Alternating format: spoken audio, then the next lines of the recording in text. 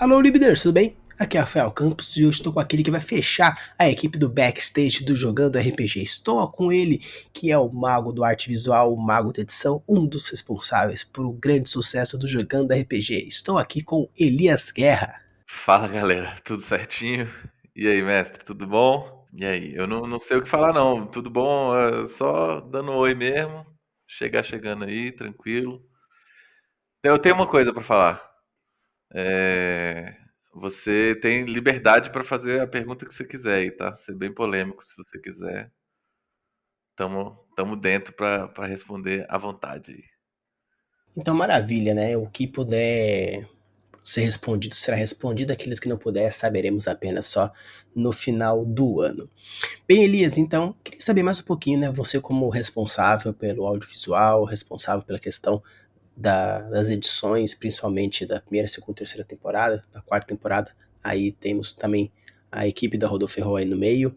Então, eu queria saber como que foi a questão da produção do audiovisual, câmeras, luz, principalmente na parte do Jogando RPG primeira temporada, sendo que foi a primeira tentativa, esse primeiro projeto. Como que foi para você essa questão do audiovisual, principalmente nessa questão da primeira temporada? Cara, essa pergunta é uma pergunta mais complexa do que parece, no sentido não tão técnico e mais no sentido filosófico, assim.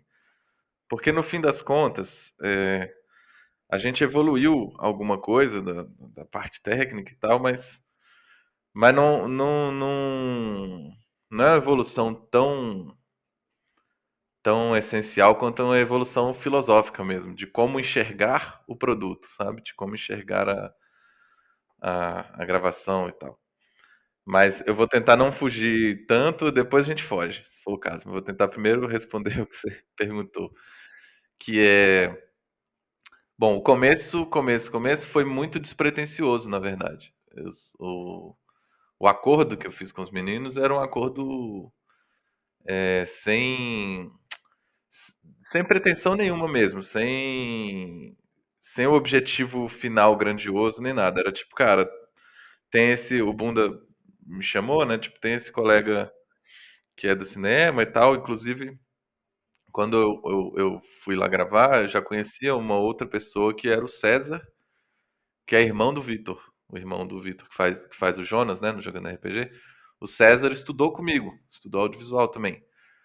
Então, por exemplo, ele poderia estar fazendo o que eu estava fazendo, mas por algum motivo ele não estava tão afim de assumir essa bronca.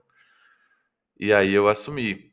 É, E basicamente, eu não sabia nada muito bem o que ia acontecer, não escolhi cenário nem nada direito assim.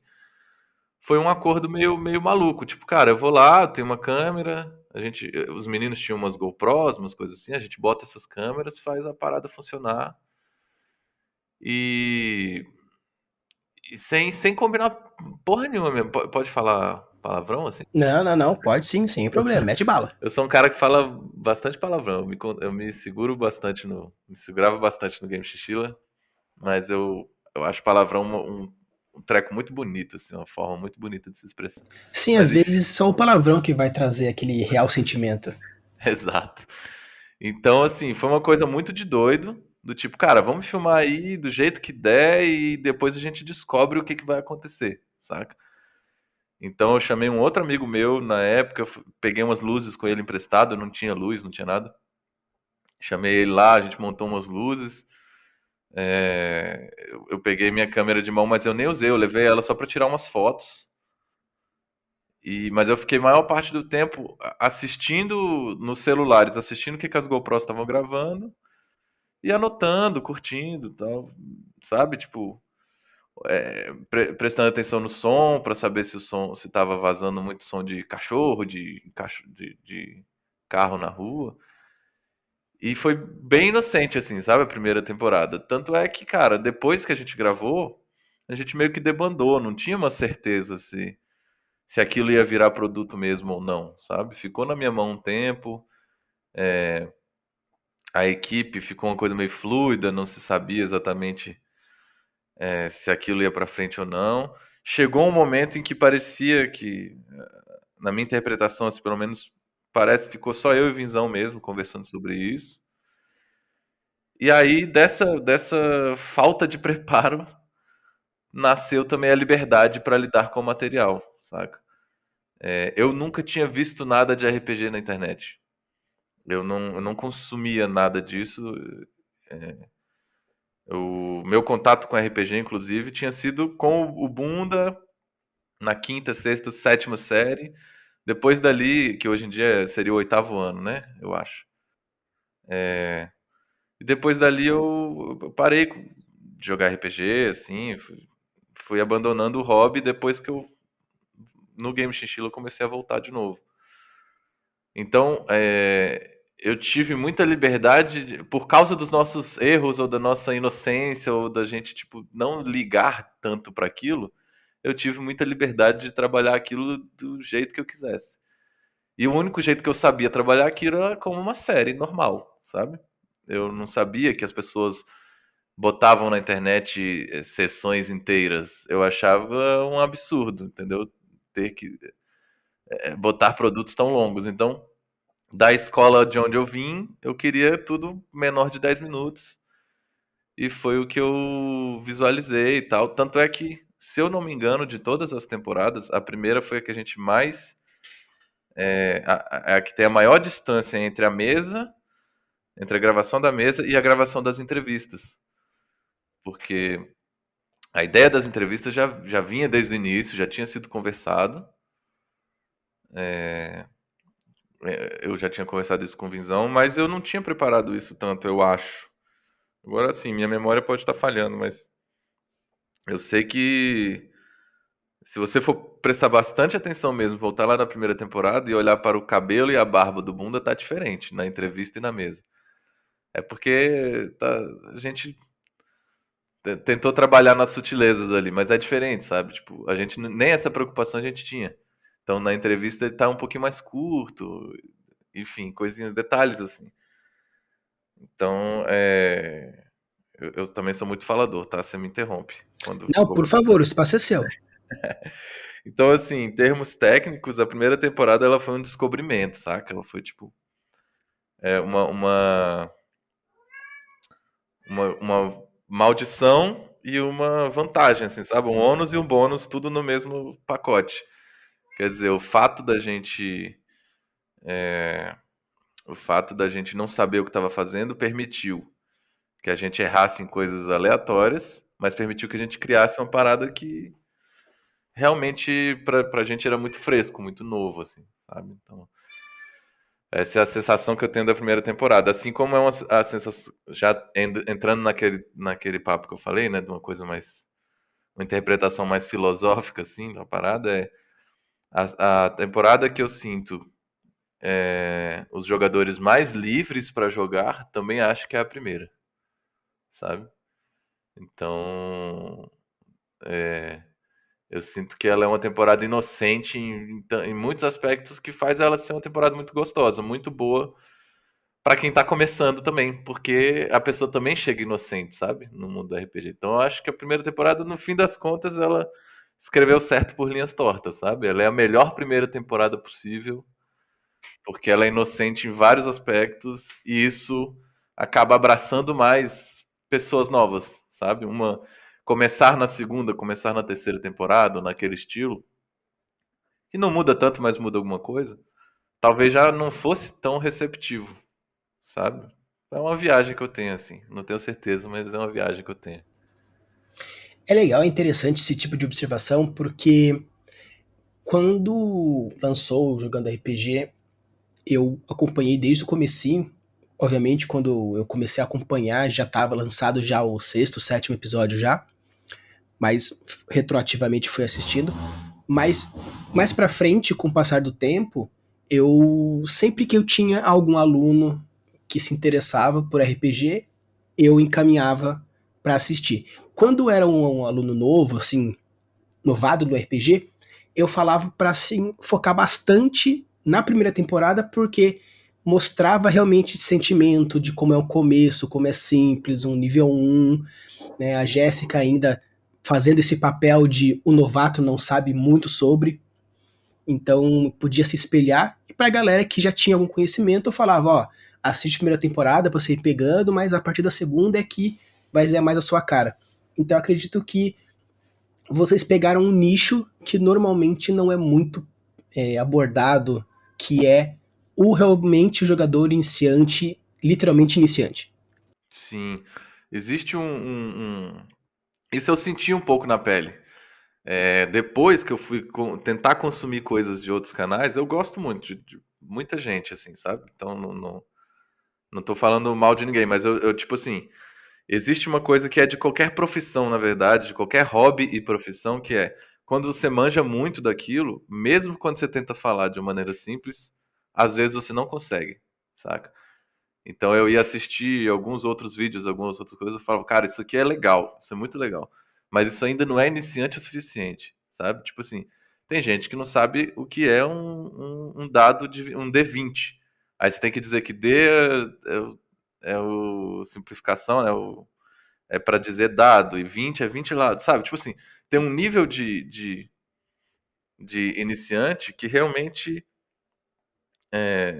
não tá sendo, não estava sendo abarcado, né? E talvez não esteja até hoje assim completamente, mas eu sinto que a gente, por disfarçar tudo numa historinha, acabou atraindo alguns iniciantes a mais, sabe?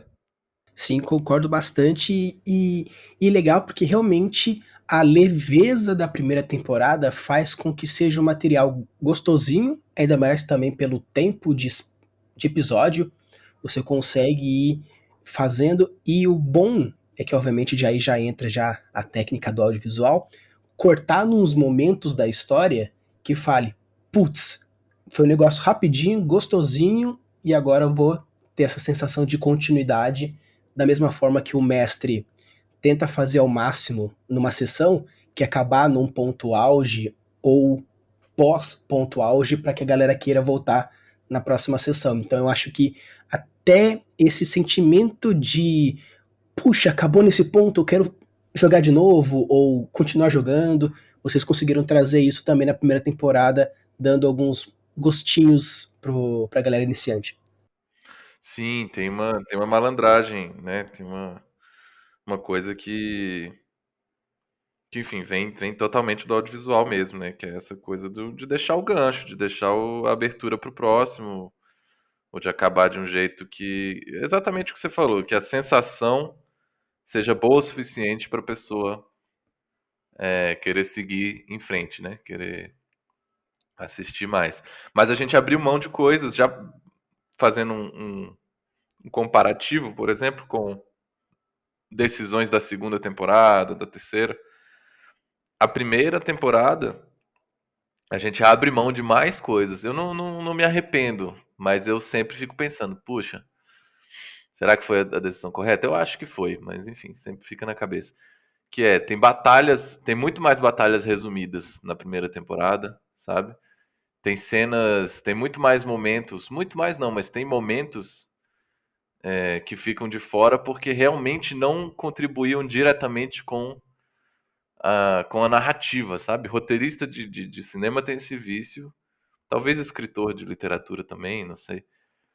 Mas é assim, eu tenho uma linha narrativa, eu tenho um conceito, eu tenho uma coisa a ser trabalhada. Se essa parte aqui da aventura desviou demais, eu não preciso disso na minha história, sabe?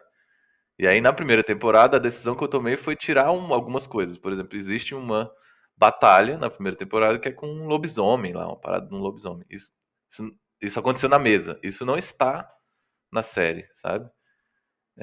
Isso é um desvio longo. Isso é uma coisa. Isso é uma dica, é um gancho que o Vinzão deu e que eles não pegaram.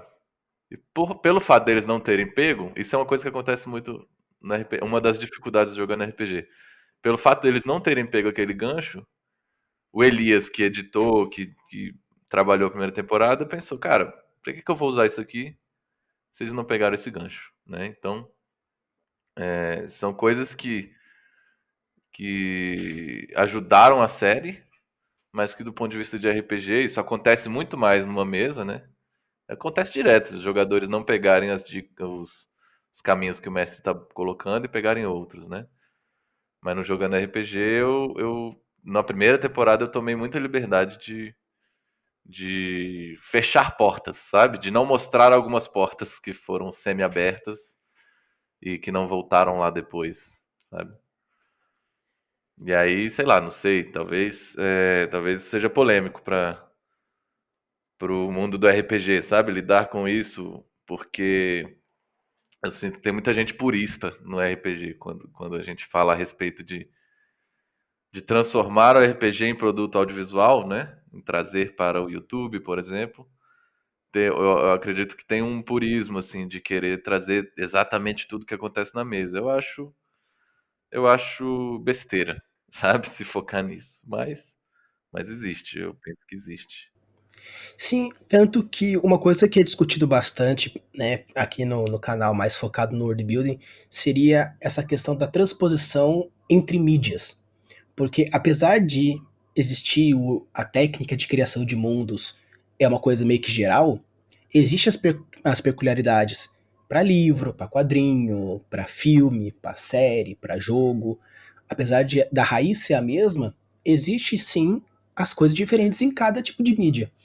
Então eu acredito que apesar do RPG poder ser transmitido algo completo, ou uma live, ou material jogado inteiro, a galera realmente mestrando, eu acredito que a proposta do Jogando RPG é transformar a sessão em um conteúdo audiovisual. Então, essas ferramentas também têm que ser feitas. Então, se essa é a proposta original, ah, mas eu queria que fosse. Ok, existem muitos materiais por aí, canais que focam nisso e fazem vídeos maravilhosos, né? Ou, por exemplo, o Selbit faz bastante isso, o Predroca e vários outros mestres fazem na Twitch, depois jogam integral. Mas a proposta do Game Chinchilla foi seriar e fazer um audiovisual. Então acredito que são mercados diferentes para o mesmo público. Perfeito, é isso. Não só para o mesmo público, mas tentando aumentar a interseção entre públicos, né? Porque enquanto os meninos estavam preocupados com. Isso aconteceu muito na primeira e bastante na segunda também. Enquanto o Vinzão e o Bunda, principalmente, eram os mais preocupados com regras, rolagens, mecânicas, eu tava preocupado com historinha. Tipo assim, minha função nessa equipe eu vou contar uma historinha bem contada. E vocês, quando eu quebrar alguma mecânica e montar isso aqui de uma maneira que perdeu a lógica mecanicamente, vocês levantam a bandeirinha vermelha e me avisam e a gente volta atrás, entendeu? Então, foi meio que um acordo para que eu me interessasse pelo produto, para que eu entrasse na equipe, para eu comprasse a ideia e jogasse junto, me interessa contar uma história, sabe? E a técnica do RPG para contar histórias é uma técnica muito doida, nunca vi um produto, por exemplo, como jogando RPG. Isso me interessa, explorar um produto tipo jogando RPG. Se vocês querem uma parada que é só mecânica, não sou eu, saca? Mas se vocês querem brincar comigo, tamo junto. E aí os moleques piraram, adoraram. E é isso, eu acabei tendo que aprender um bocado sobre mecânica eventualmente, mas a primeira, a segunda temporada tinha várias coisas que aconteciam que eu também não tava entendendo, entendeu? Eu ia montando, eu falava, mano, isso aqui eu não lembro disso aqui. Vale um parênteses, eu joguei muito pouco D&D na minha vida. Eu jogava RPG com Bunda e com os nossos colegas, freestyle, sabe? Eu joguei um pouquinho de alguma coisa, peguei um pouco de regra dali, acolá, eu joguei alguma coisa de 3D também. E aí, na verdade, eu mestrava muito, na verdade. Mas o que acontecia era isso, era tipo assim, mano, a gente tem que dado que tem aí pra gente jogar? Ah, tem um D6 aqui, tem uma moeda, tem uns pedaços de papel. Tá, vamos jogar. Vamos jogar com o que tem aqui. Aí a gente começava a inventar história, inventar coisa e não preparava, não fazia porra nenhuma. Então, eu, eu, eu sou um péssimo exemplo do ponto de vista assim, mais tradicional de aprender um sistema, de aprender a mestrar, sabe? Se você sentar comigo e vier conversar sobre isso, talvez eu desensine coisas, talvez eu atrapalhe o processo de aprendizado da galera, assim. Porque eu gosto muito da liberdade. Eu trato o RPG como contação de história coletiva. Eu sou um herege. Eu gosto da parte do jogo, mas o jogo pra mim é só um fator pra tornar a contação de histórias mais divertida, sabe? Eu gosto mesmo é da história. Sentar todo mundo em volta e vamos contar uma história junto. O seu papel é esse, o meu é esse. Vamos nessa, saca? Eu gosto bastante disso, tanto que na mesa que eu jogo com o Vinzão, na mesa paga dele, tem um rapaz que ele é, pra gente, o advogado de regras, é maravilhoso. A gente vira assim e fala, quero fazer tal coisa. Aí olha pra ele, e se ele faz um 5 a cabeça, a gente sabe que, de acordo com o livro, pode. Ah, então a gente já faz acontecer. Quer tal coisa, olha pra ele, ele faz uma cara de não sei, a gente pergunta pro mestre, pode? Aí o mestre olha pra ele, meio que tipo assim, o importante pra gente é a gente se divertir, fazer cenas engraçadas, épicas, emocionantes. Se o cara tem tesão por regra, perfeito. Então ele é o responsável por dizer o limite do que o jogo permite sem quebrar. O resto, a gente só vai jogando os dados e saindo os números e ficando feliz com o que tá acontecendo. Então acho que a regra morde, se tá todo mundo se divertindo, indo mais purista à regra ou mais freestyle, se divertiu, cara, pra mim isso é RPG. Perfeito, perfeito. É a harmonia entre quem tá ali envolvido, né? Se cada um tá atingindo o objetivo, né? Com o qual sentou na mesa, sem problemas. O Bunda, pra mim, é o meu advogado de regras de estimação, assim. Porque ele não é um advogado de regras, mas ele é um rato de regras, na verdade, né?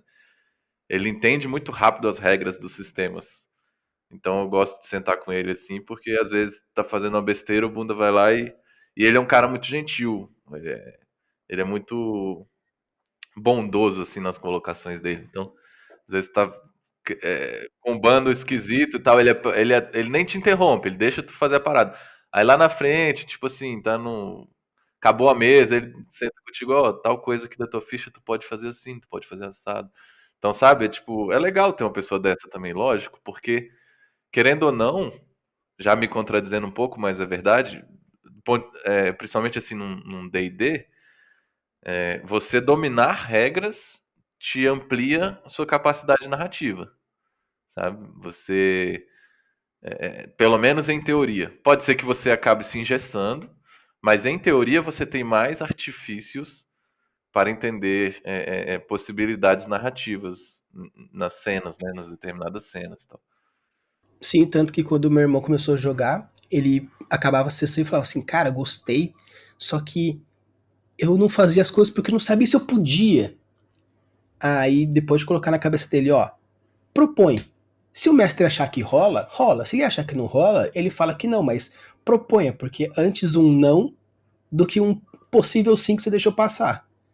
Então acho que realmente eu concordo bastante quando você tem a segurança das regras, ajuda em alguns momentos, mas realmente tendo essas pessoas perto já ajuda também nessas horas de será que sim, será que não? Sim. Tem um colega meu que tem uma frase que é muito boa, que é melhor pedir desculpa do que pedir permissão. Uhum. Ele, ele gosta de fazer as coisas assim, na tora, se precisa, ele pede desculpa. Se precisa, ele volta atrás. Mas ele não fica se segurando, sabe? Então, no RPG funciona de alguma forma. Sim. E você falou bastante sobre a questão da primeira e segunda temporada, principalmente por essa questão da ingenuidade e também dessa esse início. E a segunda temporada a gente já percebe já um grande aumento tanto da qualidade da jogatina, da história, das edições com as músicas, os efeitos, a narrativa, entrando personagens, saindo personagens. E, e pegando então a terceira, né, que parece ser um certo divisor de águas, porque a quarta não sabemos, apesar de que ouvindo lives e vendo de vocês, a gente sabe que a quarta temporada é assim fenomenal, mas pegando então a terceira, o que foi de diferente para você, Elias, nessa parte de tanto produção do roteiro, porque na primeira temporada a gente tem lá alguns pequenos personagens, alguns pequenos vilões, o El entrando pro grupo e oficializando. Na segunda tem aí um Ludwig, tem aí um Sandrio, mas a terceira acontece tudo o que aconteceu. Como que foi assim a parte tanto da produção da história, do roteiro, da edição, da segunda para a terceira que fez essa diferença? Cara, algumas coisas aconteceram. Algumas coisas aconteceram. Eu entrei mais, eu fiz questão de entrar mais. Então tem uma gradação. Primeira temporada eu participei zero de zero em termos de roteiro. A minha participação, para não dizer que foi zero, né? Minha participação de roteiro é na pós. É com o material em mãos eu decidir o que que vai para a história, o que que não vai e criar as falas dos personagens. Então as falas dos personagens, as entrevistas, eu participo quase 100%, né? Tem algumas que são os próprios jogadores que dão.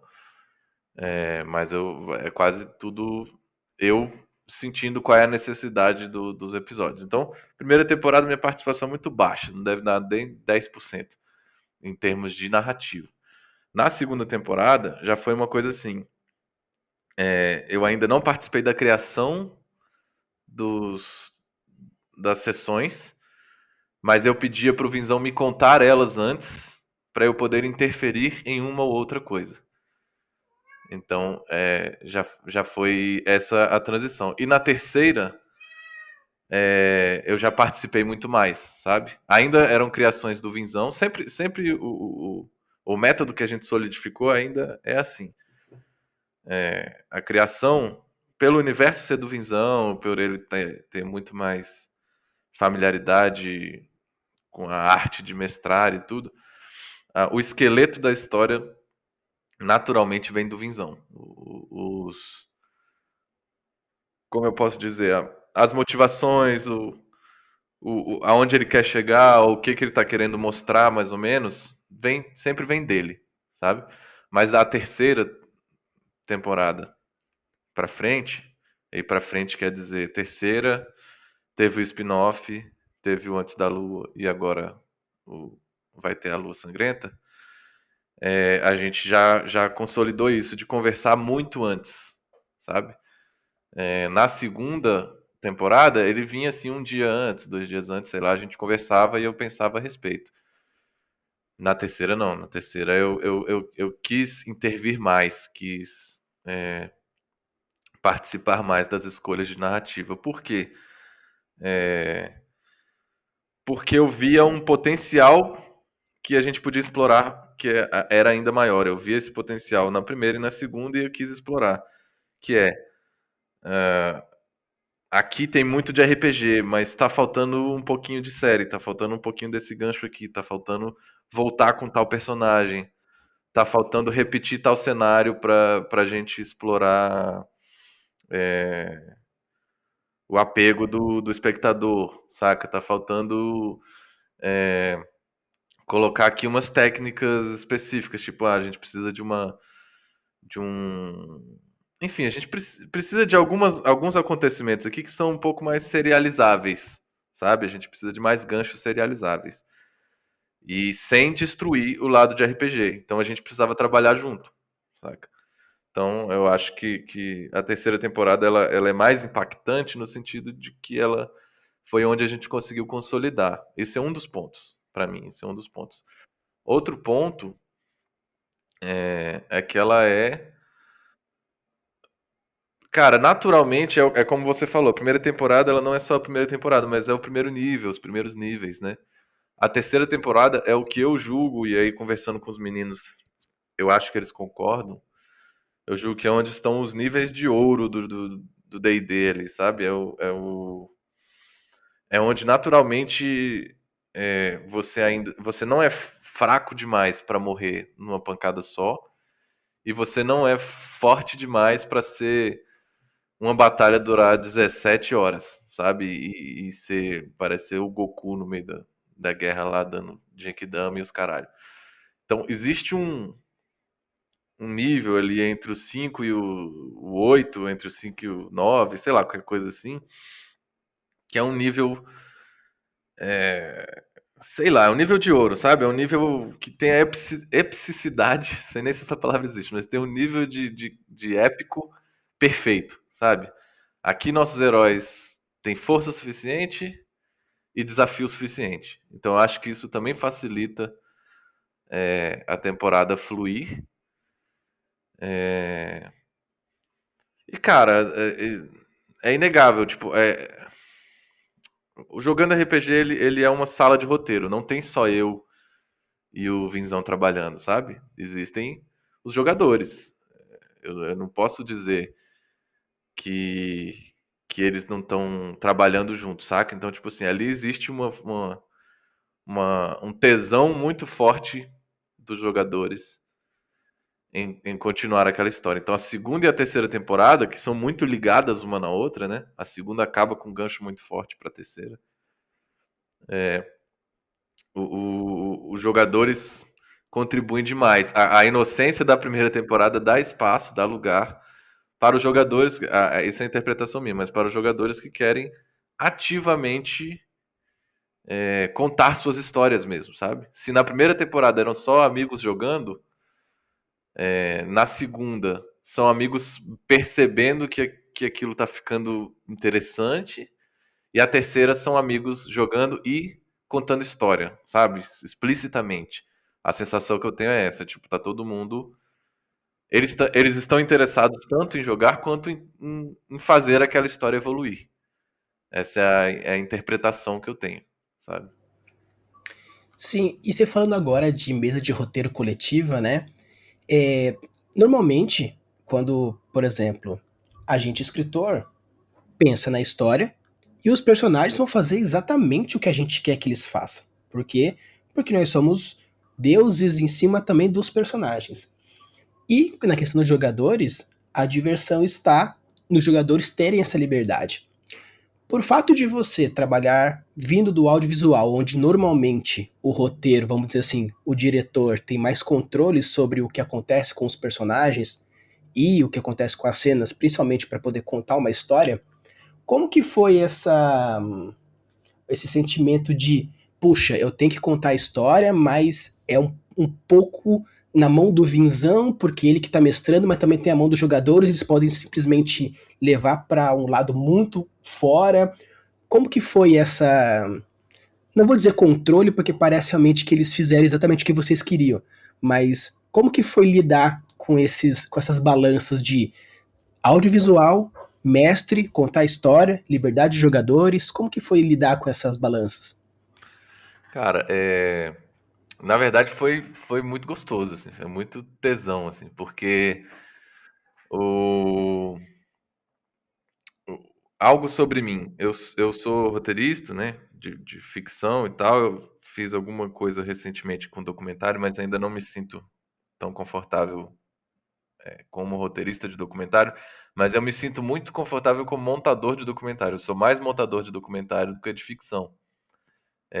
E o Jogando RPG, ele não é um documentário, mas ele tem um flerte com o documentário no sentido de que preparamos tudo. A hora que a gente começou a gravar, aí começa o documentário, digamos assim. Tipo, a gente ainda tem um mestre, a gente ainda tem um roteirista infiltrado, mas agora é hora de ver o que que vem. Então, no documentário é assim também. O roteiro de documentário é muita pesquisa, entrevista, conversa, e aí você vai a campo e deixa o mundo falar com você, né? Mas diante daquilo que você já preparou exaustivamente. Então, o processo de preparação do Jogando RPG, ele tem um pé no documentário nesse sentido, porque você não tem tanto controle assim do que vai acontecer. Agora, é importante dizer, para não soar falso, que, é como eu falei na terceira temporada, falei, né, que os jogadores tinham interesse de que a história avançasse e tal, mas as experiências que eu tenho numa mesa de RPG boa, saudável, em que não existe guerrinha entre mestre e jogadores, os jogadores estão querendo jogar um jogo junto com o mestre, sabe? Eu penso assim, é óbvio que eles querem ter a liberdade deles e explorar o que for necessário. Mas eu, particularmente, acho que o jogando RPG não daria certo com um jogador que seja do tipo total sandbox, foda-se essa história, eu vou abrir minha taverna. Esse jogador não ia funcionar no jogando RPG. Então isso é um pacto também, é um pacto de estilo de jogadores. Minha gata tá chamando minha atenção aqui, Pedro. Não tem problema. Você tá vazando o áudio aqui. Deixa eu pegar ela no colo um pouquinho. É um pacto de estilo de jogadores. Então, a gente nunca conversou explicitamente, sentou e falou, galera, tem que ser assim, tem que ser assado. Mas o Vinzão já joga com essa galera, já jogava com essa galera há um tempão, saca? Quando a Luísa e a Amada entraram, a primeira temporada já existia, uma história já existia. Então, mesmo que elas quisessem, digamos assim, fugir da história, mesmo se elas não iam conseguir tanto, saca? Então existe também um pacto. É como se eles fossem atores, roteiristas, personagens, tudo ao mesmo tempo. Eles também não querem, vamos dizer assim, em bom português, eles não querem fuder com a série também, saca? Então existe um pouco de fé na hora que a gente tá na sala de roteiro, que é a fé de que eles querem continuar seguindo a história. Vou dar um exemplo é, bobo e claro. Existe um vilão, Ludwig. A gente tem que partir da fé de que eles não vão desistir de caçar o Ludwig no meio, senão a série acabou, saca? Então, esse tipo de fé, esse tipo de responsabilidade que a gente jogava nas mãos dos jogadores, botava na mão deles, a gente sabia também que eles iam aguentar ter essa responsabilidade em mãos, sabe? Então, isso não impediu eles de fazerem caminhos muito engraçados, muito diferentes, mas eles sempre voltavam para o caminho que a gente tinha imaginado inicialmente. Então, na verdade, o reflexo do quanto os jogadores têm liberdade no jogando RPG é muito mais na quantidade de episódios, por exemplo, ou na forma como eles abordam o problema que eles têm que resolver, do que no risco deles fugirem dos problemas. Entende? Então, há uma preparação de roteiro minha e do Vinzão era muito mais focada em tipo assim, ó, este é o problema que a gente vai colocar, depois este, depois esse. Se eles resolverem esse problema mais ou menos para esse lado de cá, então a gente tem que fazer tal coisa. Se eles resolverem mais pro lado de lá, tem que fazer outra coisa. Então era quase como estabelecer uma linguagem bem porca de programação, assim, sabe? Em que a gente ia tentando mensurar mais ou menos as principais escolhas possíveis. Mas a gente não tinha controle de todas as escolhas possíveis, obviamente. E colocando no mesmo balaio essa coisa da fé de que os jogadores iam se manifestar livremente, mas no fim das contas iam querer continuar a nossa história. No fim, a soma disso tudo é a liberdade dos jogadores só melhorou nossa história. A verdade é essa. A gente planejava algumas coisas. Vou dar o exemplo clássico do motim da segunda temporada. Ele não foi planejado para o Vinzão, eu cutuquei ele, inclusive, em game, tipo assim, um pouco antes da sessão começar. Ele me contou que ia ter uma parada dessa, e aí eu falei, pô, faz um motim, faz não sei o quê. E aí tudo aquilo que acontece, realmente, velho, sai das nossas mãos. Tipo assim. Bom, aqui a gente trabalha com spoiler, né? Já faz um bom tempo da segunda temporada. Pode Pelo amor trabalhar. de Deus, né? Eu já falei pra galera e assistiu várias vezes. Então, É. se não foi assistir ainda, falta de vergonha na cara. Então, tipo assim, o fato de ter um motim planejado. Como a Kiara ia lidar com isso, como o Baldun ia lidar com isso, como eventualmente o El lidou com isso tudo foi dos jogadores. E isso só engrandeceu. Tipo assim, grandes frases, grandes momentos estão ali. Não são planejados por mim, né? Pelo Vinzão. Mas pós-motim, a história volta ao eixo. Por quê? Porque ela precisa voltar. Porque eles têm um objetivo. Então, no fim das contas, escrever pro RPG é muito mais sobre escrever um arco maior, um arco mais longo, mais geral, digamos assim, com um pouco menos de detalhamento, talvez, no meio, para deixar espaços, mas sabendo, apostando que os jogadores querem, têm interesse naquele arco, sabe? É falso também dizer que é uma mesa completamente livre jogando RPG. Não pode ser. Mas assim como você, ao jogar Curse of Strahd, você quer esbarrar com Strahd, entendeu? Tipo, é nesse sentido que eu quero dizer, sabe? Não sei se eu tô me deixando. Se tá ficando claro o que eu tô construindo. Sim, é tanto a galera saber que realmente o Jogando RPG, apesar de ser RPG, também é um produto audiovisual. Então, existe essa liberdade, porque realmente numa mesa a pessoa pode simplesmente falar, não quero mais, e vou seguir outro caminho, e o planeta que se exploda, e a gente resolve isso depois. No caso do Jogando RPG, tem que ter também esse feeling dos jogadores também, porque não é algo que estão jogando só para eles, mas sim para outras pessoas verem também. Então tem que ter também esse combinado social entre jogador, mestre e público. Perfeito.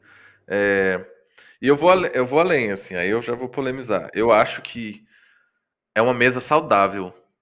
Seguir esse princípio numa mesa normal, sem estar sendo filmada, ainda assim é um princípio muito saudável. Porque o mestre passa muito tempo preparando e é um pouco desrespeitoso você simplesmente cagar pra tudo só porque você tá afim de cagar pra tudo, sabe? Então, jogar junto, ter o ímpeto de jogar junto, ainda respeitando sua liberdade enquanto jogador e tal, eu acho isso muito gostoso. Eu acho que isso faz parte. É igual um jogo de improviso, é uma palhaçaria, sabe? É como se subissem dois palhaços no palco e os dois têm que dizer sim pra tudo, sabe? Então o mestre é o palhaço que tem mais informações naquela mesa, mas existem outros palhaços. Se esses outros palhaços nunca jogam com o que o mestre coloca, o mestre também não se diverte e a coisa pode criar um mal-estar, saca? Então, a mesa em que você simplesmente quer o tempo todo surpreender demais e sair do planejado demais, eu acho complexo, sabe? Eu acho que você sai do jogo de criação coletiva e passa para um jogo de desafio coletivo, em que você está desafiando o mestre a tentar seguir o seu rabo e o mestre te desafiando a tentar seguir o dele. E aí pode beirar um estilo de jogo que, na minha concepção, não é tão saudável.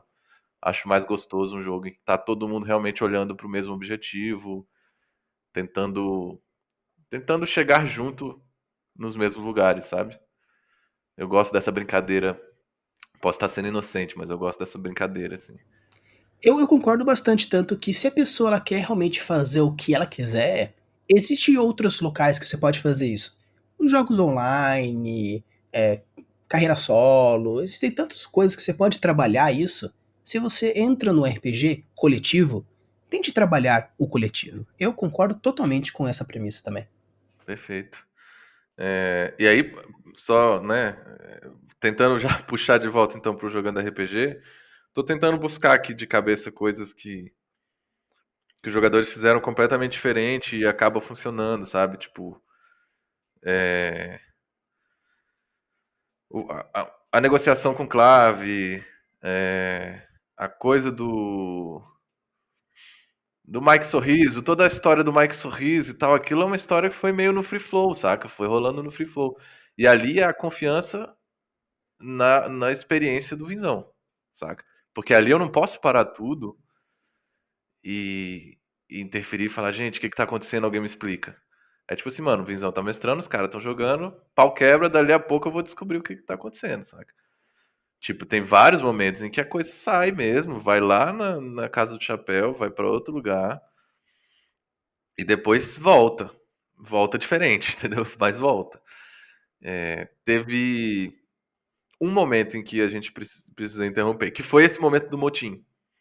Esse momento a gente fez uma pausa, já estava programada a pausa para trocar cartões e tal. E nesse momento a gente se reuniu, conversou e eu senti essa necessidade de falar, galera, olha só, vocês sabem, né, que a série tem que continuar. Não foi uma briga, não foi nada disso, mas eu só falei assim, cara, não sei para que rumo vocês estão pensando, Mas vocês sabem que a série tem que continuar e que vocês não podem entrar numa treta infinita aqui, né? Aí todo mundo foi unânime e falou, cara, não, relaxa, sabe? É quase como se fosse assim, Elias, calma, tu não jogou RPG suficiente pra entender, mas isso aqui vai voltar pros eixos, entende? E aí eu fiquei de boa e tal. Mas eu fiquei assim pensando, porque na cena do motim ficou uma tensão na mesa, de verdade, sabe? Que era uma tensão entre os personagens, mas a tensão entre os personagens, ela tá nos olhos dos jogadores, entende? Então você tá do lado de fora filmando, você pensa, pô, e agora? Agora a Luísa e o Luca vão tretar ou por enquanto é a Kiara e o El mesmo? Qual é o limite? Eu vou intervir, não vou intervir? Tá acontecendo alguma coisa? Não tá? É, eles vão brigar, não vão e tal? Porque o jogando RPG, ele fica quente, né? As coisas ficam quentes. Existe um outro momento na terceira temporada em que isso acontece novamente. Você deve saber que momento eu tô falando. E que a coisa fica ainda mais quente na minha concepção. Mas ali é diferente, porque ali a Mada ganhou permissão para fazer o que ela fez, né? Existiu uma conversa off-game e falou, ó, você quer fazer, você quer seguir, você quer seguir da primeira sessão, você tá seguindo por um caminho. Tá gostando? Tô, vamos nessa. Segunda sessão, olha, o caminho que você tá seguindo vai dar num lugar diferente do que a gente planejou. Você tá curtindo? Tô curtindo, vamos nessa. Até que chegou na sessão do dragão lá, né? A sessão do Covil do Azurok. Falou, olha só, aqui tem uma oportunidade de você fechar, de você realmente mostrar que você escolheu esse caminho e tal. A gente vai te dar essa oportunidade em game. Você quer? Quero. Então, você vai saber qual é esse momento. E aí, enfim, existe uma roubadinha do Vinzão. Roubadinha, né? No sentido de tipo, cara, não existe uma geografia do Covil perfeita. Então, eu tô revelando coisas aqui que eu acho que ninguém nunca falou dessa forma, mas na cena do Covil, do Azurok, existe um momento em que o Vinzão fala: a Hope encontra a joia do lado dela. Isso é a deixa, sabe? A gente não combinou exatamente isso com a Mada. A gente não falou, Mada, você vai encontrar a parada do seu lado e tal. A gente falou, Mada, você vai descobrir, você vai ter sua oportunidade. E o Vinzão fez com que ela encontrasse a parada, saca? Então é tipo assim, uma coisa que ele aproveitou. Talvez ele tenha aproveitado alguma mecânica, eu não me lembro se teve rolagem e aí ele aproveitou que o número dela foi maior, qualquer coisa assim. Mas é isso, sabe? Esses pequenos combinados são combinados que eu nem sei se as pessoas. Eu nem sei não, eu sei que as pessoas costumeiramente não fazem em mesas de RPG, mas eu naturalmente eu faria também. Eu não vejo problema em trazer. Isso é um combinado do mundo do audiovisual, tipo assim, um combinado para deixar a cena mais picante, mas que não desrespeitou o lado RPG da coisa, e que se fosse uma mesa não filmada, ainda assim, se fosse mais divertido para todo mundo, perdão, soluçando aqui. Se fosse uma mesa ainda mais divertida para todo mundo, eu faria, mesmo que não fosse uma mesa filmada, sabe? Combinados separadamente com os jogadores e coisas assim. Eu acho isso muito maneiro, na verdade. Eu acho legal, uma vez eu tava jogando, e aí eu jogava, se eu não me engano, acho que era toda quarta-feira. Aí aconteceu um problema e eu tive que faltar uma semana. Eu ia faltar uma semana. Aí eu virei pro mestre e falei, olha, eu vou faltar. E pelo que você tá falando, faltam 2, 3 sessões pra acabar. Então eu vou chegar, vou faltar, aí na semana seguinte já vai ser basicamente a última. Então faz o seguinte, me mata nessa, eu vou fazer rolagens normais, mas vou fazer ações super loucas, me mata, e na semana que eu não aparecer, ou você me mata completamente, e na última sessão a gente vê, eu apareço, a gente vê o que a gente faz. Beleza. Fizemos, pá, matamos, tá? Na semana seguinte eu não estava presente, não sei o que aconteceu. No privado ele me manda depois, um dia antes, e fala, olha, pode aparecer na última, porque eu decidi que você vai ser, o seu personagem vai ser a primeira forma do boss. Falei, da hora. Mais ou menos como vocês fizeram com o Roxo, do tipo, vou chamar ele pra ser o vilão do Sim, spin-off. Ou como o sim. EO, que foi o vilão do spin-off, né? Do primeira temporada. Primeiro, sim. Perfeito. Então, foi um combinado antes que depois achei legal pra caramba. Eles acabaram me matando novamente por causa que tinha que acabar com o vilão final. Mas daí, quando eu cheguei no inferno lá do cara, eu fiquei lá batalhando pra sempre com o vilão final. E ficou épico pra caramba e tal. Então eu acho assim que ficou legal, porque todo mundo acabou completando as suas side quests, as suas quests principais. Eu acabei me divertindo, consegui bater nos companheiros que eu já queria fazer já há um tempo. Ah, então, cara, foi algo assim que, tipo, a gente lembra até hoje. Tipo, pô, você me matou. Eu falei, não, mas não era eu, tava sendo controlado. Então, tipo, foi divertido, foi legal. Sim. Eu. É porque no fim das contas o que importa é, é a sensação, o que importa é a emoção, o que importa é sentir.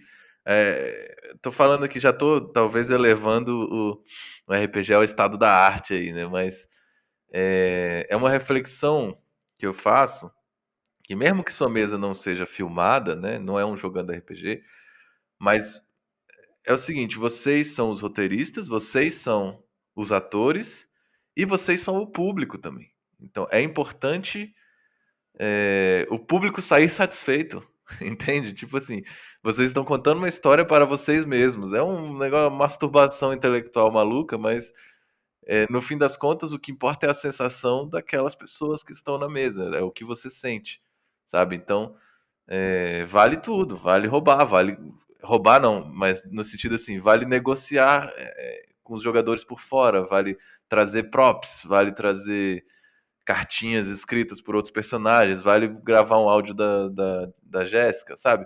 Vale o que for causar a sensação mais interessante para os jogadores. E isso é um raciocínio para mesas gravadas e não gravadas, saca? Eu realmente acho que você pensar quem tá na mesa como essa tríade, roteiristas, atores e público, é uma forma da mesa ter sucesso, digamos assim, é uma forma da mesa ser saudável e gostosa de vivenciar. E isso é algo que a gente joga para o jogando RPG também.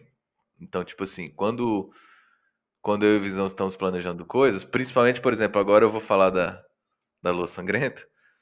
A Lua Sangrenta a gente frisou muito esse pilar de que, cara, os nossos jogadores precisam se divertir. Eles precisam se emocionar. É através deles que o público se emociona, entendeu? Então eles precisam. Eles não são atores de verdade, então eles precisam sentir aquilo para que aquilo transpareça, para que o nosso público sinta. Então a gente abriu mão, a gente usou diversos artifícios na Lua Sangrenta, tem muitos artifícios que a gente não tinha explorado ainda, para justamente para manter a mesa fresca, sabe? Porque assim, cara, esses caras estão jogando com a gente há um tempão, essa galera já tá jogando, já experimentou tudo que tinha que experimentar até a terceira temporada. Numa dessas é que nasce o Antes da Lua, inclusive. Tipo assim, mano, o que que eles não experimentaram ainda? Eles não experimentaram jogar sozinhos, eles não experimentaram tal coisa, nem tal coisa. Vamos botar isso? Vamos, saca? Então a Lua Sangrenta, o que tem de mais especial nela pra mim, e que eu acho que é um excelente fechamento de ciclo, é a apresentação de novas possibilidades ou de outras possibilidades para implementar numa mesa. Principalmente uma mesa que já existe há algum tempo e que talvez você sinta medo de dela estar perdendo o tesão. Então, tipo assim, sua mesa tá enfraquecendo, ou todo mundo já vivenciou tudo que tinha que vivenciar, o que mais a gente pode tentar fazer, saca?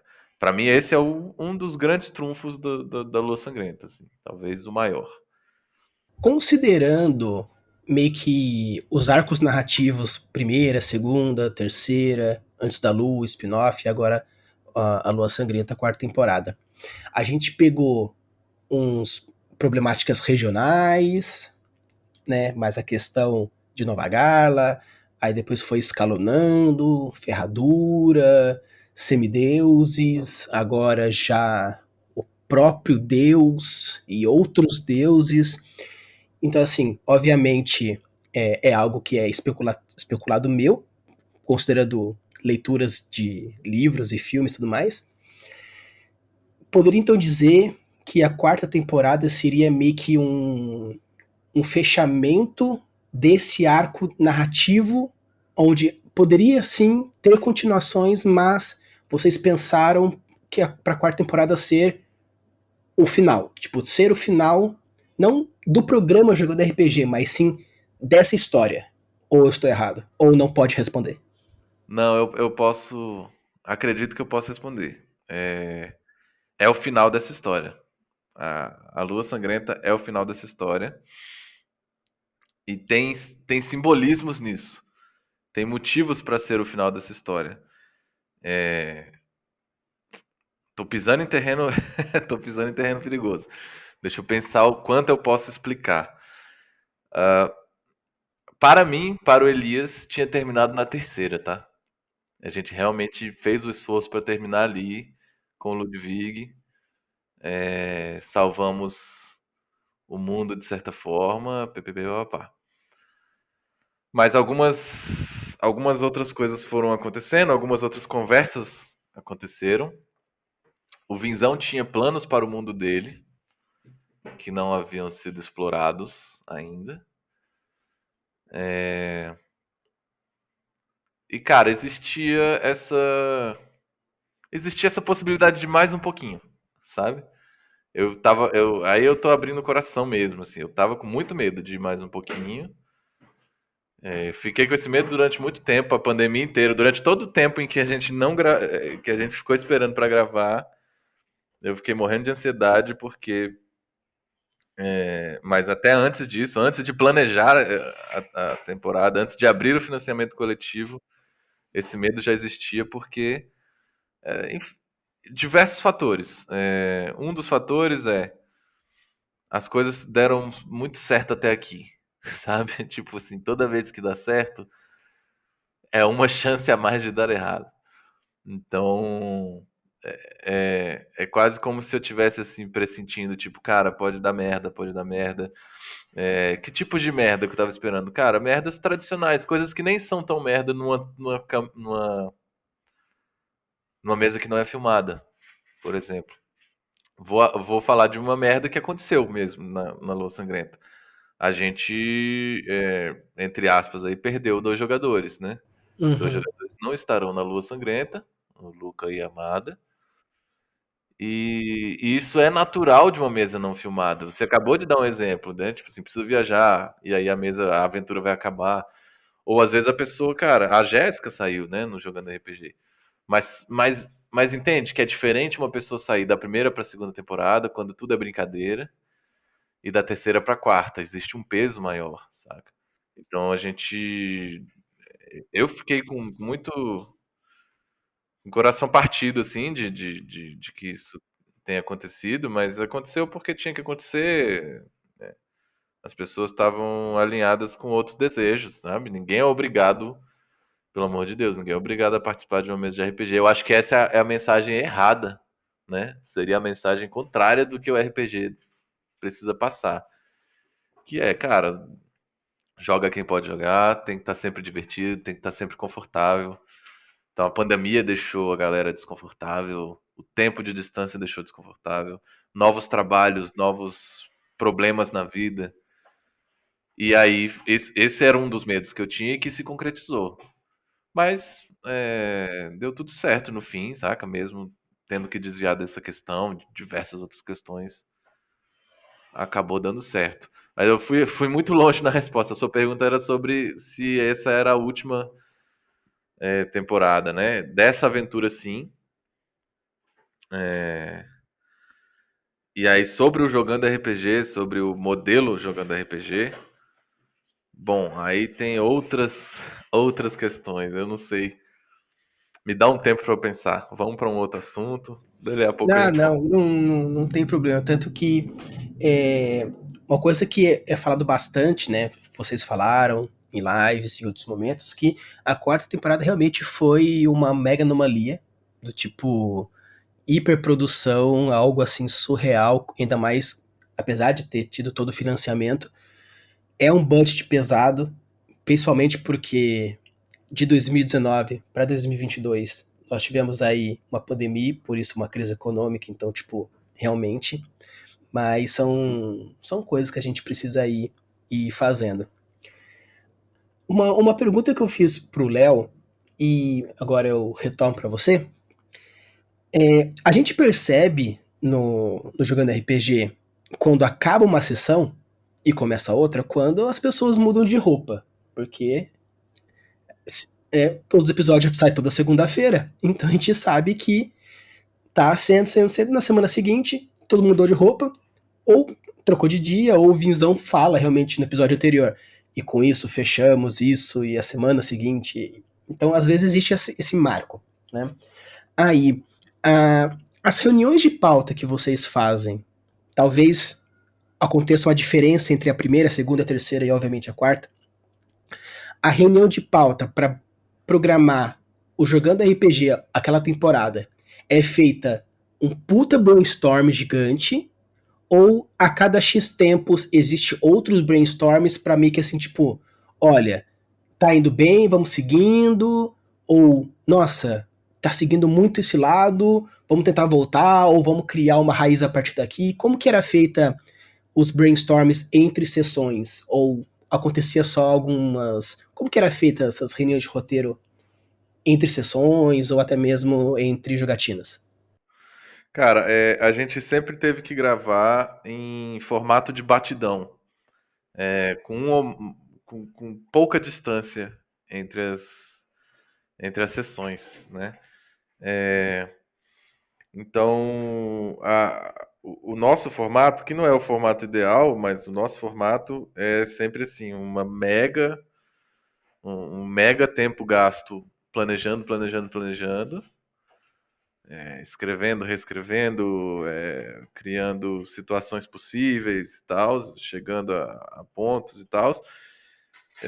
E depois, tipo assim, vinha a sessão. Assim que a sessão acabava, eu sento uma hora com o Vinzão, alguma coisa assim, e a gente revê o que precisar rever e pronto. Tipo assim, eu tô falando, por exemplo, da Lua Sangrenta, que a gente teve que ter uma distância menor mesmo entre as sessões.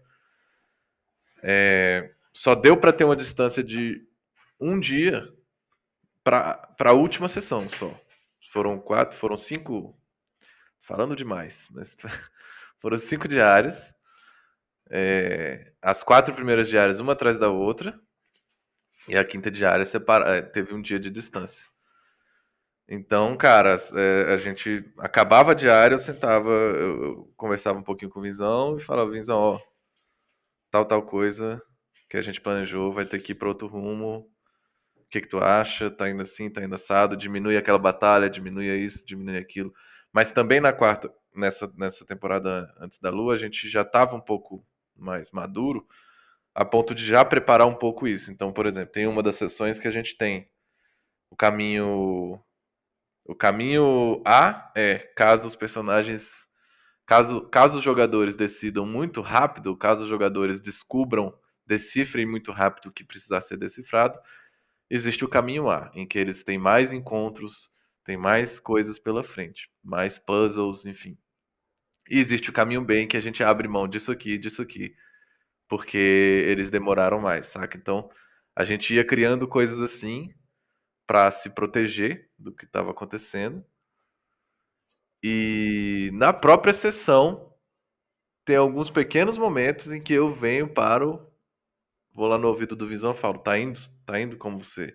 Normalmente quando eu desconfio que tá desviando muito, eu vou lá no ouvido do Visão e falo, tá indo como você quer, tal, quer conversar 5 minutos, 10 minutos. Aí a gente tira 5, 10 minutos e replaneja versão Fast and Furious, alguma coisa, e aí ele volta pra mesa, saca? Então tem um ou outro momento que é assim, que a gente tira um intervalo que tá todo mundo comendo, a gente vai comer separado e troca ideia, ou tira 10 minutinhos no meio da sessão, troca ideia, ou fim de sessão e troca ideia. Basicamente, esses são os períodos que a gente tem pra mudar os caminhos né, se for necessário. E é isso. O resto é na base da fé. E é, e é, e é engraçado porque, assim, na primeira temporada, obviamente, como a gente já falou, não tem tanto esse sentimento. Na segunda, já começa a ter esse sentimento de é, dessa dificuldade que tem dessa questão das histórias, de ir seguindo. Mas imaginar toda essa tensão, a gente que tá assistindo até imaginava, pô, deve ser difícil realmente controlar câmeras e tempo e timing e história e tudo mais. Mas toda essa tensão de tipo, não, isso, aquilo e aquele outro, e vamos conversar, e pausa 5 e sei lá o que, e anota e aquele outro, não é passado. Pelo menos eu nunca senti essa, esse lado, como poderia ser tão difícil fazer tudo isso, porque parecia algo tão simples, tanto que é engraçado quando a gente entra na live do Léo ou do Bunda, eles falam, não, porque agora tem que editar e essa é a parte mais difícil. Eu penso, cara, eu edito vídeo. Não faço edições cabulosíssimas, mas, assim, é trabalhoso. Mas imaginar que a edição seria um negócio tão difícil por causa de tanta coisa, o resultado é tão maravilhoso e parece que é um negócio tão bem orquestrado e tão perfeito que eu penso, cara, por que vai demorar tanto? Porque parece que saiu tão perfeito. É justamente por isso que demora tanto, né? Para sair desse jeito, para trazer essa sensação. Eu fico feliz que essa é a sensação que passa, sabe? Porque é, o jogando RPG é uma corda bamba do caralho, do início ao fim. Do início ao fim. Existe um trecho na terceira temporada, não vou revelar que trecho é esse, mas existe um trecho na terceira temporada que a gente ficou sem áudio por 10 minutos de mesa, ou 15 minutos de mesa, algum tempo assim, um tempo considerável de mesa, e que depois a mesa voltou. E que depois a gente, né, notou isso, cortou e, e começou a gravar de novo e tal. Alguma coisa assim.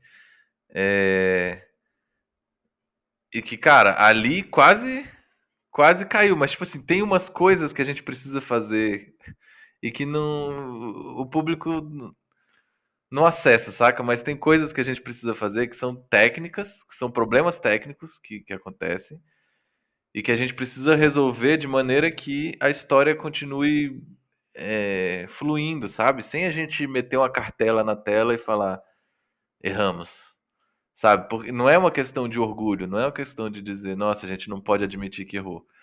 A gente pode admitir que errou. O que a gente não pode é atrapalhar o prazer do público, saca? Isso é uma coisa assim na qual eu fui treinado, assim, fui ensinado a pensar que, cara, o público, eu não posso trair, digamos assim, o que o público espera de mim, no sentido de deixar o episódio fluir, de deixar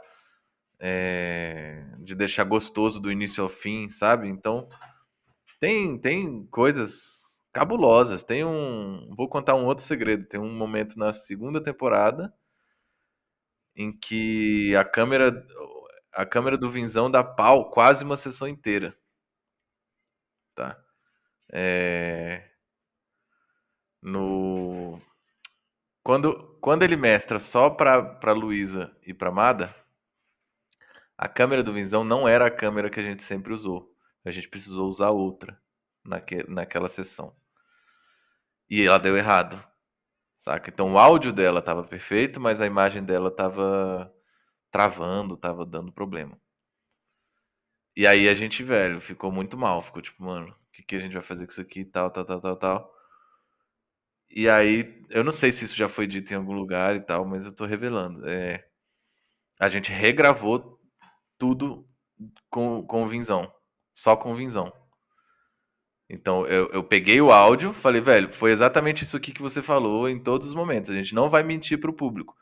A gente só precisa que você reduble isso aqui, sabe? A gente fez o contrário. Em vez de fazer uma dublagem, a gente fez a dublagem de imagem, sabe? A gente falou, velho, tu vai botar a mesma roupa, tu vai sentar no mesmo lugar e você vai falar só as mesmas coisas que você já falou antes. Não vai inventar nada, a gente não vai mentir pra ninguém. Você só precisa, eu preciso de uma imagem melhor daquilo que já aconteceu.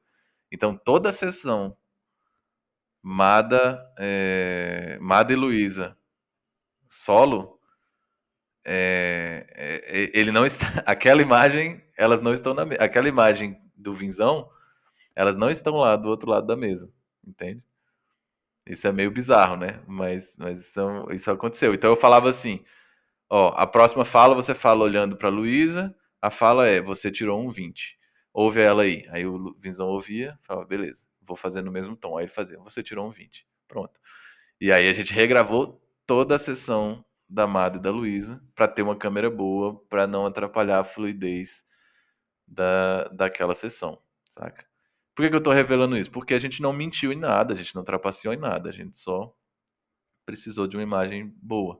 E isso é trabalhoso, entende? Isso é pesado. Cara, eu acho isso muito bom, assim, obviamente, aquilo que você puder contar, porque eu acho que quem é fã de verdade não tem tanto esse pensamento, talvez teve em algum momento, mas a gente sempre fica muito triste, né? Porque, poxa, a gente é muito fã da série. E quanto maior o hiato, pior, né? Porque esperar sempre é muito chato.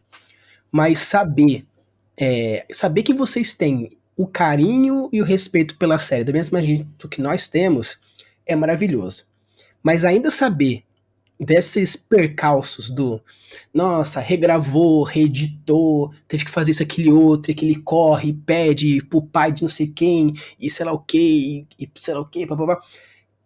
Mostra o quanto realmente vocês zelam pra um negócio e por esse motivo que às vezes atrasa, às vezes precisa ser adiado X, Y, Z, porque acontece, mas quem tá assistindo televisão só quer que o seu desenho esteja passando no horário certo. A gente não quer que apareça o plantão da Globo do nada trabalhando o seu anime no meio. Da mesma forma que a gente quer assistir o Jogando RPG, mas sabendo que essas coisas acontecem, mostra o quanto, cara, vale a pena esperar, porque o que os caras passam também não é fácil. É isso, é. Isso é motivo de muita alegria e de muita crise, assim. Não adianta esconder também, mas tipo, o jogando RPG é uma bênção e uma maldição nas nossas vidas, assim, tipo, mas não se assuste, não é uma maldição tão grande. É mais bênção do que maldição. Porque, cara, é uma comunidade foda que a gente conseguiu criar em torno disso.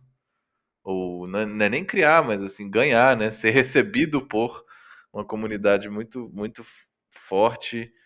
É um produto que me permitiu, tô falando pessoalmente, né? Mas que me permitiu explorar linguagens, coisas que eu não tenho, que eu não tenho possibilidade de explorar no meu trabalho do dia a dia, sabe? Eu trabalho com isso, mas o nível de avanço, de emoção que a história do Jogando RPG permite, eu não consigo fazer no meu trabalho tradicional, saca? Por diversos motivos. Não seria possível. E sei lá, é isso, sabe? Tipo assim, o que esse produto possibilitou, o tanto de portas que abriu, o tanto de pessoas que ajudou, saca? É inexplicável, assim. Então é gigante. É gigante pra gente, é muito grande pra gente. Seria desrespeitoso tratar o Jogando RPG de qualquer forma, saca? Principalmente a última temporada dessa aventura, né? Pelo menos dessa aventura. E aí o que eu quero dizer em relação à maldição é isso, é porque paga, tem o seu preço, né? Fazer isso tem o seu preço. Então se dedicar, doar uma parte da vida, uma parte grande da sua vida pra isso tem o seu preço, saca? Então quando aparece uns maluco pirando, charopando, querendo, exigindo e tal, a gente já fica meio assim, mano, some, sabe? Você tá, você não sabe da missa o terço, assim, a coisa é grande, a coisa precisa de carinho mesmo, sabe? Senão não faz, entende? Tipo, é um produto que é justamente isso, ele é tão trabalhoso que é melhor fazer ele trabalhoso ou não fazer, É meio paradoxal, mas acho que você consegue entender. Em algum momento na escrita isso acontece também, né? Na literatura. Existe um momento que você esbarra numa encruzilhada e você fala, mano, eu já fui muito longe pra voltar agora. Tá muito difícil, tô sofrendo, vou ali chorar no banheiro e volto. Porque eu preciso continuar, sabe? Tipo, e eu preciso continuar bem feito, com carinho, senão não dá certo. Então, essa encruzilhada da arte, do processo criativo, ela bate. Ela bateu em todas as temporadas jogando RPG, sem exceção, e tá batendo nessa também. Isso também é uma coisa que faz o processo durar o tempo que ele dura, né? Não tem jeito. Ele é demorado mesmo por causa disso, sabe? Porque é uma encruzilhada gigante. Sim, e é até bom trazer isso porque grande parte do público aqui ou é mestre ou é escritor. Alguns estão começando a entrar no mundo das histórias em quadrinhos. E, e é normal, chega um momento da sua escrita que você chega numa barriga do livro, aquela meiuca antes do clímax, que parece que o negócio não tá indo, porque você já sabe o que você quer, mas ainda não chegou lá, e aquele momento que você fica com aquele sentimento meio bosta de será que vai, será que não vai, será que minha história é boa, será que minha história não é. Então é normal isso. Então mostrar pra galera que quando você trabalha com criatividade, né, com criação de arte, seja ela qual for, vai ter aquele momento que você vai querer ficar deitado na posição fetal e pensar por que, que eu tô fazendo da vida. Mas é normal essas crises em qualquer tipo de meio artístico. No roteiro, no mundo da escrita do roteiro audiovisual, mas eu acredito que na literatura deve ser muito, muito parecido. A sensação que eu tenho é que a escrita é o menos importante. Tipo assim, não é que é o menos importante, mas o que eu quero dizer é a hora de criar não é a hora de escrever, sabe? Tipo, a sensação que eu tenho é que, pelo menos no roteiro, você cria muito antes de sentar e escrever. Na hora de escrever é só martírio. É você colocar à prova aquilo que você criou, encontrar os erros daquilo que você criou e chegar ao fim, sabe? Tipo, o desafio de chegar ao fim por si só, na escrita de roteiro, por exemplo, é muito grande. Então, eu realmente não sei como se trabalha na literatura, mas no roteiro a gente tem a escaleta, né? A gente costuma trabalhar com escaleta, que é um esqueleto de cenas antes de partir pro roteiro em si. Você vem do argumento, quer dizer, você vem de uma sinopse, aí você transforma aquilo em argumento, transforma numa escaleta. Tem gente que inverte esses dois, começa com a escaleta e depois vai pro argumento, enfim. São estruturas menores que vão crescendo. Mas chega num determinado ponto da história que você já meio que sabe tudo o que você quer que tenha na história, mas você nem começou a escrever ainda. Mas finalmente tem tudo planejado, digamos, entre aspas, né? Você vai descobrir que não, mas entre aspas tem tudo planejado. E agora você vai sentar para escrever a história. Essa parte é dolorosa, velho.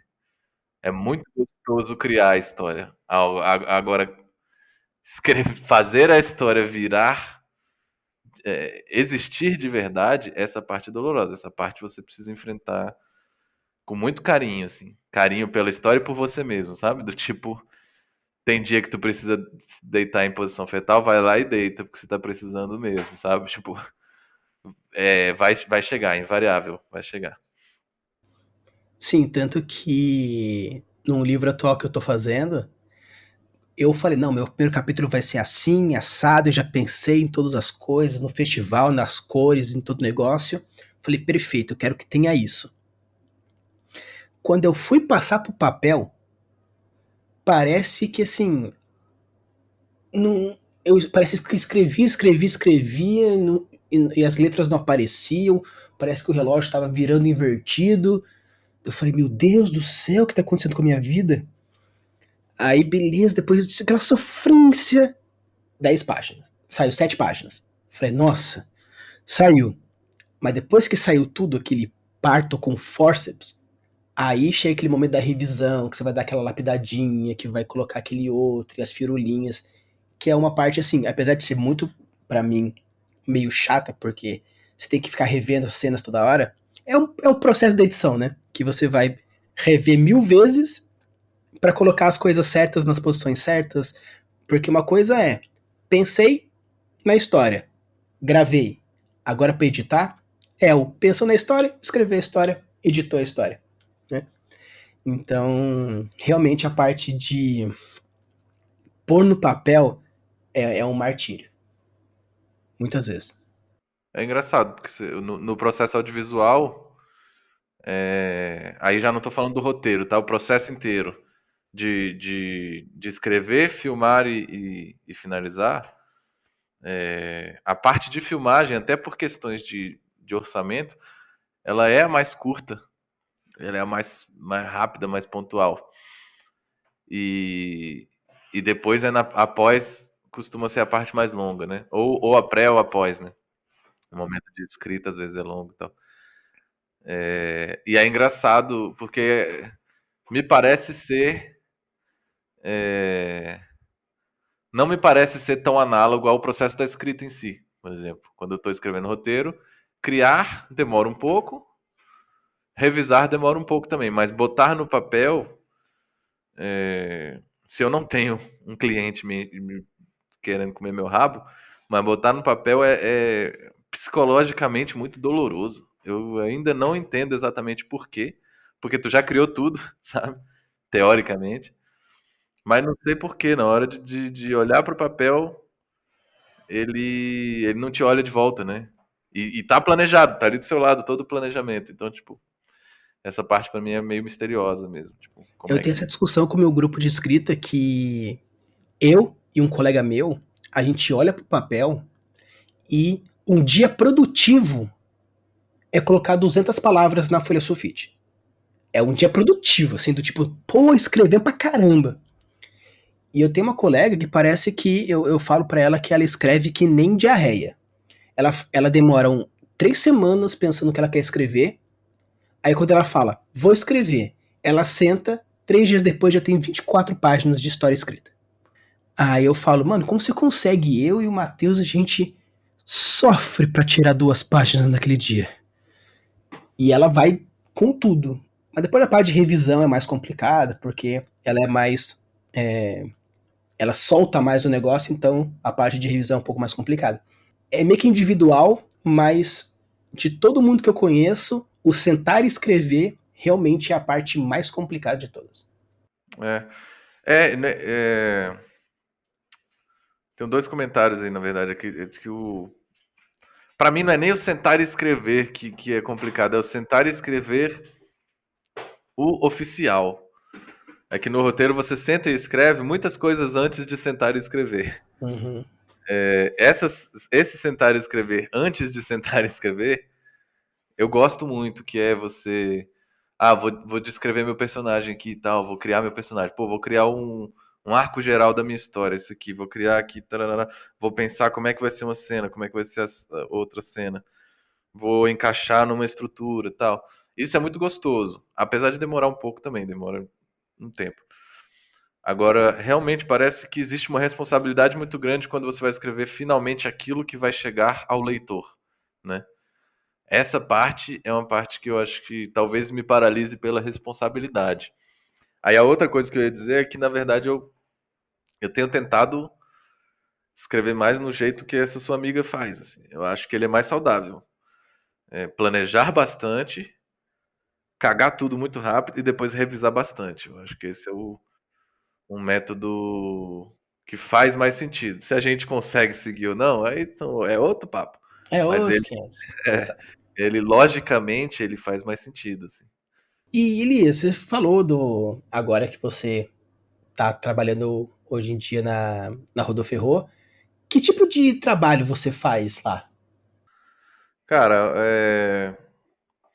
a Rodoferro é uma junção aí de três colegas, eu e outros dois, que a gente trabalha junto, na verdade, desde 2013, mas a gente sempre precisou trabalhar nos nossos projetos e em projetos dos outros, nossos projetos, projetos dos outros. Aí, às vezes, então, tipo assim, a Rodoferro entrava em hiatos, assim, que às vezes era 1 ano, 2 anos sem trabalhar junto, depois a gente voltava. Então, era quase como um coletivo, uma promessa de funcionar. Desde 2018, mais ou menos, a gente começou a se forçar a trabalhar um pouco mais junto. Essas três pessoas, não, Rodolfo, elas fazem. Respondendo diretamente a sua pergunta, a gente faz o que é preciso fazer dentro do audiovisual, qualquer coisa. Mas cada um dos três tem uma aptidão maior, né? Então, eu sou mais do roteiro mesmo, eu escrevo mais e finalizo mais. Então, eu sou mais das pontas, eu pego o roteiro e montagem. O Renan é mais diretor, ele é um pouco mais produtor local, assim, um produtor que vai pro set e arruma as coisas, faz acontecer, né? Ele, inclusive, esteve com a gente na Lua Sangrenta. Deu uma força pra gente.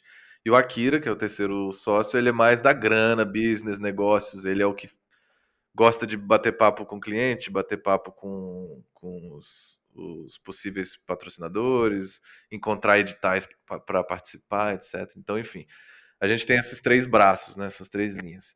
E aí o que, que a gente faz mesmo? É uma produtora audiovisual, mas a gente tenta não ser uma produtora audiovisual tradicional. Então a gente pega algum tipo de trabalho de publicidade, a gente pega algum tipo de trabalho de institucional, mas não é o que a gente mais faz. A gente faz isso quando o cliente é muito interessante ou quando o dinheiro está muito apertado. Mas a gente prefere fazer isso só quando o cliente é muito interessante. O que a gente mais faz é trabalhar nos próprios projetos. Então a gente cria coisas nossas, vai atrás de patrocinadores, vai atrás de players, rodadas de negócios para que ou editais do governo mesmo, para que essas coisas sejam financiadas e a gente possa fazer. Então a gente começou fazendo muito curta-metragem, a gente está num momento da Rodô agora que nós estamos com.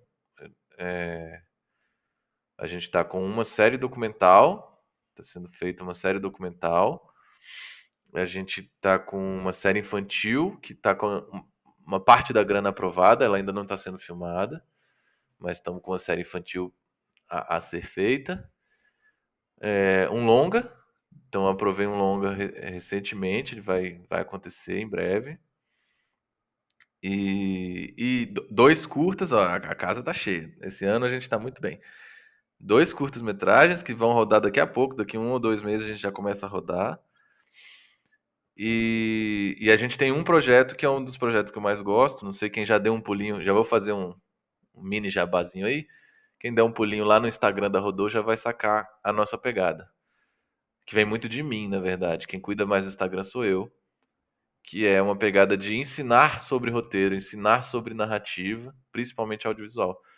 Então a gente está com um projeto chamado RodoHub, que a ideia é fazer um hub de escrita, um hub de criação com núcleo criativo, com salas de roteiro, com coisas assim. Então ele deve acontecer em algum momento esse ano ainda. Não sei exatamente quando, mas enfim, a gente está ramificando, a gente é uma produtora meio farofa. Enquanto a maioria das produtoras elas tentam focar em uma coisa, a gente gosta de não focar. A gente gosta de tentar tentar abraçar o mundo com as pernas e ver onde isso vai dar, sabe? A gente gosta desse risco porque permite que a gente crie coisas mais diversas, sabe? Então, eu acho até difícil descrever o que a Rodô faz, porque é isso, a gente é uma produtora, mas não é uma produtora tão tradicional, uma produtora que aposta em fichas muito doidas aí. Então, é isso. Eu não sei, na verdade, eu não sei o quanto, qual exatamente é o seu público, mas se tiver algum desses projetos, alguma dessas coisas que você quer conversar mais, a gente conversa mais também. Eu vim, né, muito ligado ao jogando RPG, mas às vezes você quer conversar sobre alguma outra linha também, tô aberto. Não, com certeza. Eu quero que você volte mais vezes. A gente pode bater papo especificamente sobre roteirização. Aí a gente entra um pouquinho sobre alguns outros pontos que tanto a galera pode ter dúvidas, né, de como funcionaria para fazer um filme ABCD. Porque, por exemplo, eu sou um fã de carteirinha de fotografia. Principalmente, tanto que no Oscar, a minha categoria favorita é a categoria fotografia. Obviamente também maquiagem, roupa, porque é o que, vamos dizer assim, é o world building do cinema, é mais ou menos essa parte, né? Então, eu sou muito fã de carteirinha desses setores. Então, que você volte aqui pra gente conversar mais ainda sobre roteiros de cinema e audiovisual. Puta, mas pra mim seria maravilhoso a gente retornar focando num assunto um pouco mais específico, porque a galera gosta dos convidados, né? Desculpa a modéstia, mas eu só chamo convidado foda, então a galera curte quem eu chamo, então queremos você mais vezes aqui também. Pô, valeu, fico grato. Eu gosto desse tipo de papo, assim. Eu acho legal é, poder aprofundar, né? Normalmente, quando o papo é mais curto, mais direto, a gente nunca pode aprofundar. A gente está sempre respondendo as mesmas coisas, né? E quando a gente tem aí um tempo maior para conversar, a gente acaba podendo filosofar um pouco mais. Você já deve ter percebido que eu vou longe, começo a falar umas doideiras e tal. Eu até me segurei aqui, não fui muito longe. Eu tô até surpreso. Não, maravilhoso. Então, na próxima conversa que a gente marcar aí pra gente bater papo sobre roteiro, a gente marca sem data de finalização, ficou muito grande, parte um, parte 2, porque é isso que a galera quer, é isso que a galera gosta. Show de bola. Então, pessoal, esse foi o Elias, espero que vocês tenham gostado. Elias, muito obrigado por ter aceitado esse convite, falar um pouquinho sobre como funciona os bastidores, como que é aquele lado das câmeras que a gente não conhece, saber um pouquinho mais sobre você e também sobre o Rodoferrô. Eu vou deixar aqui na descrição do episódio os links das redes sociais dele, canal no YouTube, o Instagram, sigam essa galera, porque, tipo, tá bem legal, tá tendo umas entrevistas bem interessantes também aí que eles estão fazendo, então siga essa galera, vale super a pena. Obviamente também vou deixar também do Game Chinchilla pra galera, ó, assista as coisas, porque quando sair a quarta temporada vocês precisam estar sabendo. E Elias, então, muito obrigado, pode deixar esse finalzinho de episódio, o jabá é todo seu. Pode fazer um jabazinho então? Com certeza. Opa. Rafael falou aí já, né, para vocês seguirem a gente. As principais redes nossas, na verdade, as que a gente alimenta mesmo é o Instagram e YouTube, mas pode entrar em contato em qualquer lugar e eventualmente a gente vai descobrir vocês. Tem um e-mail em algum lugar, mas Instagram e YouTube é sucesso. E aí eu queria chamar a atenção para uma coisa especial que eu comecei essa semana lá no YouTube, comecei ontem, que é a kitnet de roteiro. Então eu estou fazendo uma micro sala de roteiro, eu e vocês, né? Eu e o chat. Eu entro ao vivo, com um formato que foi definido pelo público lá no Instagram. Então, por exemplo, ontem a gente fez um arco de história para uma série de drama. Isso tudo foi foi votado pela galera no Instagram. E aí eu entro ao vivo, eu sorteio algumas palavras, sorteio algumas coisas e aí a gente tem que fazer baseado nisso. Então, por exemplo, ontem eu sorteei as palavras estreito, seta e gesso. E aí a gente gerou uma série de drama com essas três palavras. E aí é isso. Quem tá no chat vai me ajudando, vai pesquisando coisas junto comigo e tal. Então eu tô convidando aí, quem estiver escutando essa entrevista, tô convidando vocês toda quinta-feira às 19 horas. Eu vou fazer a kitnet de roteiro, aparece lá pra gente brincar um pouco, aí tira dúvida de roteiro se quiser tirar. Enfim, participa à vontade, sabe? Dá pitaco, cria sua própria história em paralelo à minha, depois fala lá no chat como é que ficou, ou comenta depois como ficou, enfim. Kitnet de roteiro é um projeto é, mais atual aí que eu tô abrindo nas redes sociais da Rodô para ver se dá certo. E no mais, cara, a gente tem o Além da Ficção também, que foi isso que o Rafael falou, que é a gente conversando com especialistas sobre filmes das áreas deles. Então, tem da temporada passada, tem uma psicóloga especialista em psicopatia, analisando o Hannibal, né, o Silêncio dos Inocentes. Tem o da temporada atual, tem um rapaz que participou do MasterChef analisando Ratatouille, sabe? Tem um cara que é desenvolvedor de aplicativos de inteligência artificial analisando o filme Her. Então é bem interessante, assim. São uns papinhos bem leves, tranquilos, mas com algumas perguntinhas para sacar o quanto os filmes estão levando a sério aquele assunto e tal. Muito bom para quem se interessa pela área de pesquisa para narrativas, né? Quem está num processo de pesquisa é bom porque dá uma oxigenada. No mais, cara, muito obrigado por ter chamado. Tá sendo incrível. Eu ouvi algumas outras entrevistas que você fez, as mais recentes. Tô curtindo, tô achando muito bom seu trabalho. Já já você chega em 1.000 inscritos aí. E estamos torcendo, vamos crescer, vamos fazer mais gente criar mundos. Que eu acredito que é isso que faz a gente. Faz ter sentido estar vivo, sabe? Criar é o que faz sentido na vida. Então, continuar criando. É isso. Com certeza. Usem e abusem das suas criações e deixem seus mundos cada vez mais incríveis. Valeu!